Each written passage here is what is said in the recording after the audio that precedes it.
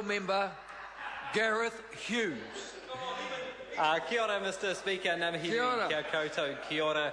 I'd also like to share my acknowledgement of the ceremony that was in the chamber earlier tonight and the new plaque on the wall. It's a fitting addition to this chamber. Fourth oldest democracy in the world, I understand, Mr Speaker. So I guess it's disappointing to have to be debating another copyright law under urgency in Parliament.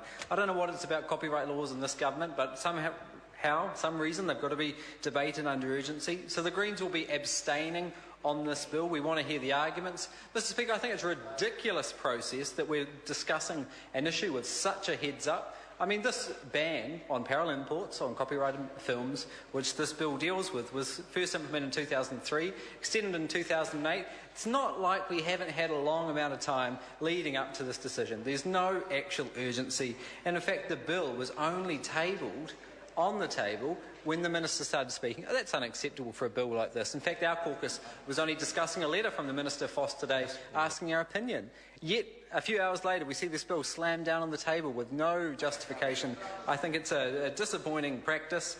There's been no urgency, and in fact, it turns out they were literally writing it today.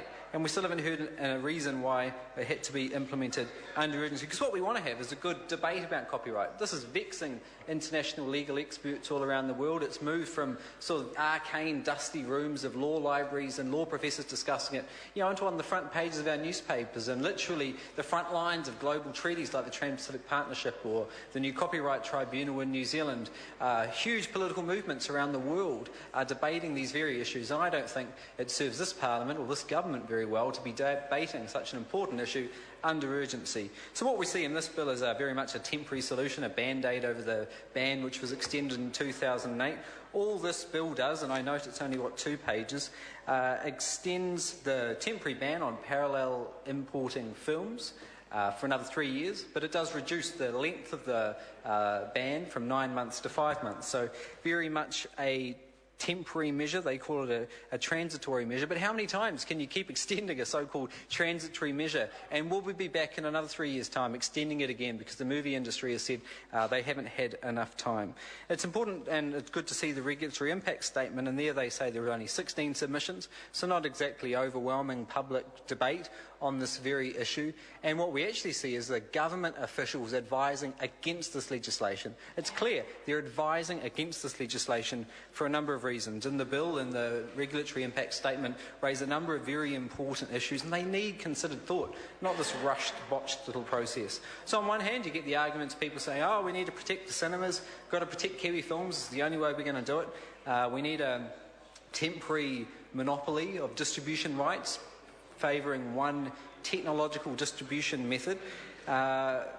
It's an idea which has its opponents, and what you see is industries in New Zealand like QuickFlix who want to provide online content distribution channels, raising some concerns. Obviously the DVD providers are raising some concerns, and I guess this is while the Greens don't have a position on it, we're going to hear the arguments from both sides. I guess the legitimate question has to be raised is, why would you pick the cinema industry to protect? Vis-a-vis all the other industries they could be protecting, or maybe just having a level playing field, as the regulatory impact assessment states. Why can't we have competition in the sector? Why would you pick this sector?